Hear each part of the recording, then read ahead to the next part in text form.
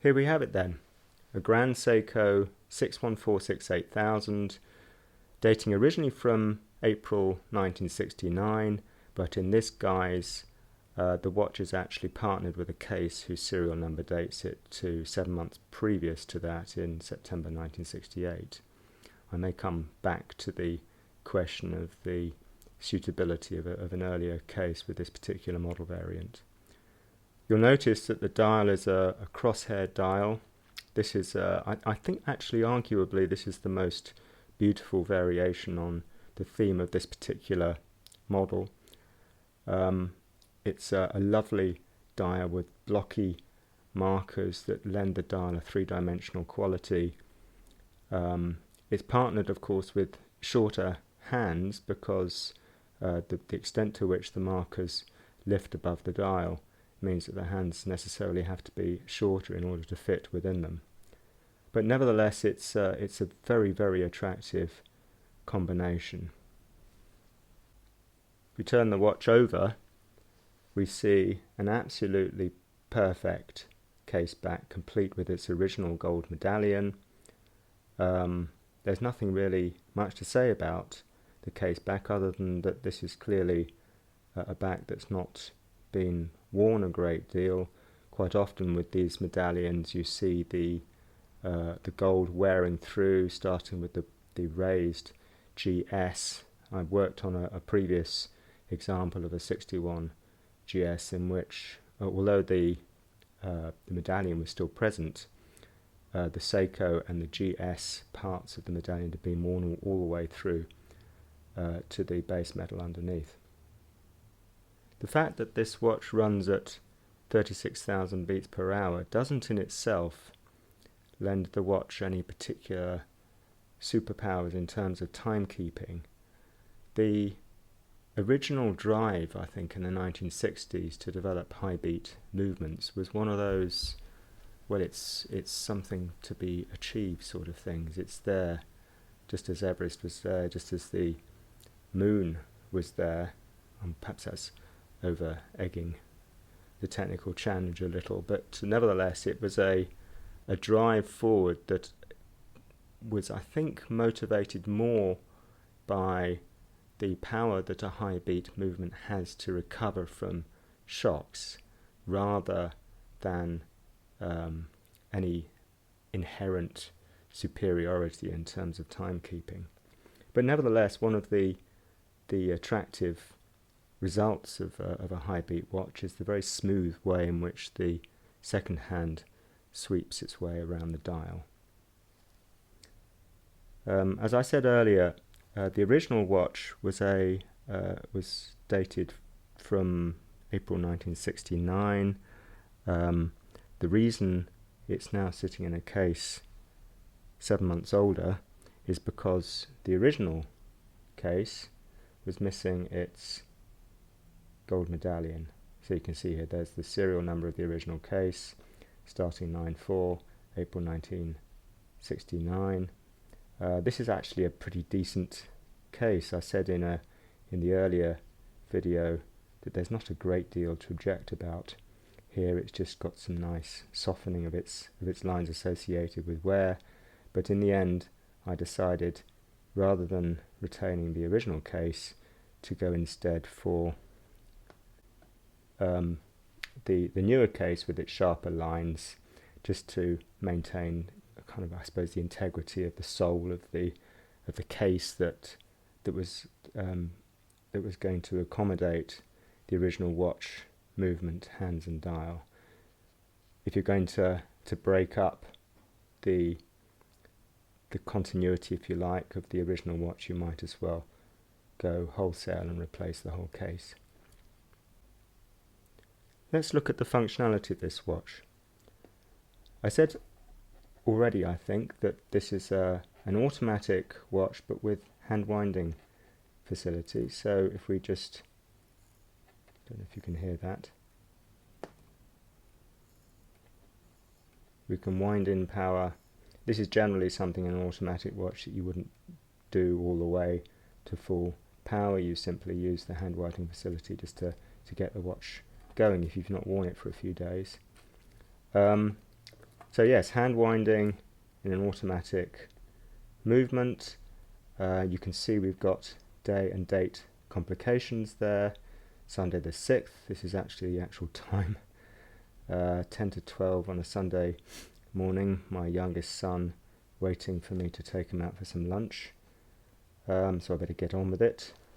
What else have we got here? Yes, there's a quickset facility here. So if we turn the, which way is it? Clockwise. If we turn the crown clockwise at the first click position, then we can just rotate through the date. If we turn it the other way, nothing happens. Pulling out to the second click stop, and we can set the time, and we can see that if we go all the way through to midnight,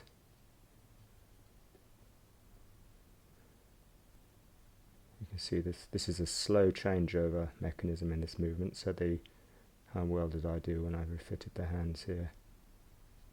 Oh, look at that. So the date changes over precisely at midnight.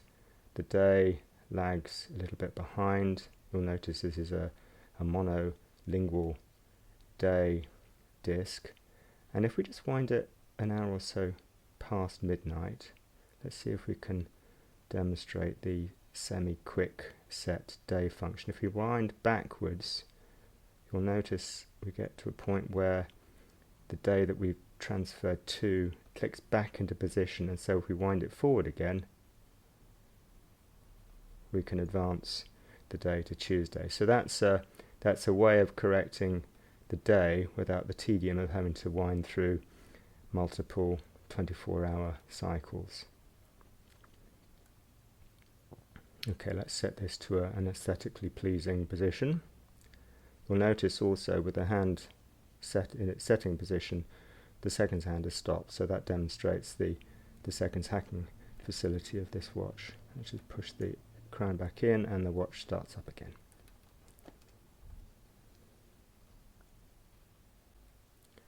One of the issues that I covered in the blog article was the question of, or related to, the mainspring in these watches. You'll notice if we look at the barrel, this is obviously not the barrel from this watch, but from one of my other Grand Seikos.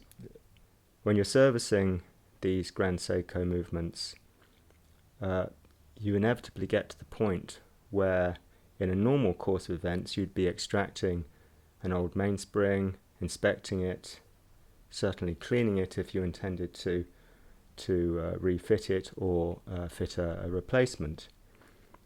The problem with these mainsprings is that, as you see, the intention of the manufacturer originally was that these should not be serviceable, that they, for whatever reason, deemed these to be sealed, not to be opened, and that at service either the mainspring was deemed to be sealed for life and therefore in a position to provide tip-top performance all the way through the lifetime of the watch, or that at service you simply replace the whole barrel and mainspring together. The problem, of course, 50 years after the fact, is that supplies of these complete mainspring barrels are pretty much exhausted now. It's very difficult to find them, and if you can, sellers are asking exorbitant prices for them. And so we have to confront the question of what to do. One option is to simply use a barrel from one of the other 61 series watches, such as the 6139 or the 6106, and to fit a higher torque mainspring from a general supplier such as General Resorts. And that's certainly an option. I've used that in the past, and you can get very good performance out of the movements, but there is a certain appeal to retaining the do not open barrel in these movements, and so you need to get to the point where you overcome this psychological hurdle of being confronted with a do not open instruction, where it's very easy to assume simply that that's what you should do. You should find other solutions. So let's just see how straightforward or not it is to access the mainspring. Normally the way we do this is simply to exert some pressure on the arbor from the rear, and you just press it, and you can hear a satisfying click as the lid lifts on one side, and then maybe just tease it. Notice I'm using brass tweezers here to avoid damaging the barrel, and that's the lid released. So if we just now carefully remove the lid and make sure the mainspring doesn't pop out, here we have a rather grubby but intact Grand Seiko 6146 mainspring. So from this point in servicing these watches, you extract the mainspring, you clean it, you clean the barrel, lubricate it, wind the mainspring into a mainspring winder. You'll notice actually, because we've opened this from the opposite side, that the mainspring winds clockwise as viewed from this direction, which means that when you fit it, you have to fit it to a left-handed mainspring winder, which may present an inconvenience compared to the majority of mainsprings that tend to require winding in right-handed. And so if we imagine that we've cleaned and lubricated our mainspring and we're ready to refit, okay, so there's the mainspring back into the barrel. The arbor's not quite located in the hole to the rear, so we need to make sure that's in position. There we are. We'll notice all the grot. So there we are. We're ready to refit the barrel lid, and so we simply place it over, and sometimes you can just press these home with your fingernails, and sometimes actually that's gone in. You can see it's not quite there yet. I might need a bit of assistance from my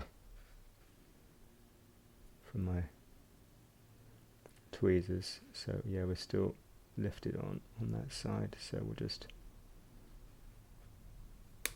there we are.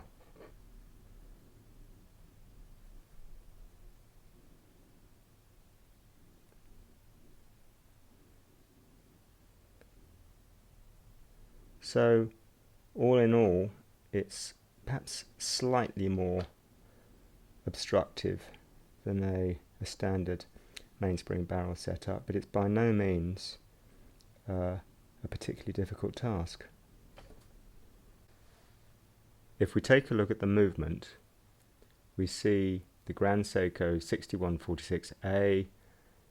This is a variation on the 61 series low beat movements that were designed to run at 21,600 beats per hour. This variation was introduced in fact in 1967, so although the base movement is actually probably the 6106, the high beat Grand Seiko variation was there pretty much from the start. 36,000 beats per hour, you can actually, if you can make out the frenetic rate at which the balance is swinging back and forth, you can see how quickly this movement appears to be running compared with a standard low beat movement. 36,000 beats per hour, that's 10 beats per second, and a beat corresponds to half a cycle, so that's one swing of the balance in one direction. So in order for the balance to complete a complete cycle, a complete oscillation, it needs to swing back and forth. So 10 beats per second corresponds to a frequency of 5 Hertz. These movements are relatively highly jeweled compared with the base movement. For example, the 6105 movement that we find in the 6105 150 meter dive watches is just a 17 jewel movement. The 6106 movement that we find in a lot of the contemporary lower market position Seiko mainstream watches is typically about 21, is typically 21 jewels, and this is at 25 a watch that is correctly highly jeweled and free from the sort of jewel inflation, the grade inflation if you like, that we saw in some of the higher end Seikomatic watches, where some of those 62 series movements boasted up to 39 jewels, but where a significant number of those jewels were simply decorative. So in this case we have a watch that's actually pretty highly specified. We have a hand whiting facility in an automatic watch. We have day and date complication. We have a quickset facility for the date and a sort of pseudo semi-quickset facility for the day. And we have seconds hacking. So this is a movement that boasts a lot of functionality. It's quite a sophisticated movement, but it's based on something fairly humble in origin. High beat watches need potent power supply to drive the gear train at such a high rate, and they accomplish this using a mainspring which is thicker. A thicker mainspring crammed into a barrel of the same dimensions as the lower beat equivalent is necessarily going to be shorter, and that's the case here. So we have a mainspring in these high beat Grand Seiko movements that is thicker, more powerful, but also shorter, which means a shorter power reserve. But nevertheless, with a watch like this, it's an automatic watch. The question of power reserve for people who are actually going to wear the watches rather than stick them in a collection is not really so much of an issue. But in any case, these watches have a power reserve of a day and a half or so, and so there's no worries at all in the watch running out of puff overnight. The thicker mainspring, of course, means that you need to exert a bit more effort to wind it in the first place. And in a hand-wind watch, this is not so much of an issue, but in an automatic watch, it means that if you fit a winding weight that you would otherwise be using with a low beat movement, then it simply doesn't have enough mass to wind the mainspring. And so in high beat automatic watches, the winding weight therefore needs to have a significantly higher mass to facilitate the winding of the mainspring through the normal motion of the wrist. And we can see in this case that the weight swings around quite happily as we distribute the weight, we rotate the watch around. And if we look at how much mass there is, this is a thick old thing, this winding weight. As we saw in the high beat Seiko 6105 dive watch project, the issue with having a thicker winding weight, of course, is that you need more clearance behind the winding weight in terms of the relief that the caseback offers. And so if you want to convert, for example, a low beat watch to a high beat watch, then you may need to think about how much room you've got to accommodate the larger winding weight. The last feature of this movement that I'd like to draw your attention to is the fine regulation screw fitted to the balance cock. In a movement such as this, that would have been regulated to a much higher degree than the standard 6-1 series movements fitted to the lower tier watches, the presence of this fine regulation screw makes it much easier to regulate the timekeeping to a more precise degree. I thought I'd finish off by comparing our 61 series high beat Grand Seiko with its immediate predecessor, the low beat 62 GS. This is the 6245 9001. You'll notice actually if you look at the serial number on this was produced in July 1968. The case for the 61 series Grand Seiko was produced in September 1968. So these two watches were produced 2 months apart, but they don't appear together in any domestic market Grand Seiko catalogues. These are not contemporary watches in the sense that they were produced at the same time. They weren't, well, I suppose they might have been. They were certainly probably sold at the same time, but the 62 would have been on its run out, while the 61 would have been on its run in. You should be able to see, as the seconds hand make their way around the dials of these two watches, that the watch on the left is running at a much lower beat rate than the watch on the right. The 6245 movement runs at 19,800 beats per hour. As I've said earlier, the 6146 runs at 36,000, nearly twice the beat rate. It's usually the case that by the time I get to the end of a project, I say usually, it should be all the time, every time, a watch will look fitter for purpose. It'll look nicer, better than it did at the start of the project. That's generally the case with the sorts of watches that I buy. But every now and again you get to the end of a project and a watch takes you slightly by surprise when you turn it over for the first time. This was just such a watch, and I think that's not because of anything special that I've done. It's because this is a watch that has genuine star quality. It has an integrity to its overall design, a combination of this stunning dial, the spectacular casing work, the combination of angles and finish, the high beat movement, the box acrylic crystals standing proud of that three-dimensional dial. Taken together, this is a really fantastic watch, and it deserves its place as a genuine classic piece of late 1960s design. I'm really pleased with this one. I hope you've enjoyed this little account, and I'll put links in the description below to the entry in the blog describing this latest project, as well as the description of the older watch that I've referred to here. As usual, if you've enjoyed this, then feel free to click a like or subscribe if you want to see more, if you've not done that already, and I'll see you again soon, hopefully with some more adventures in amateur watch fettling.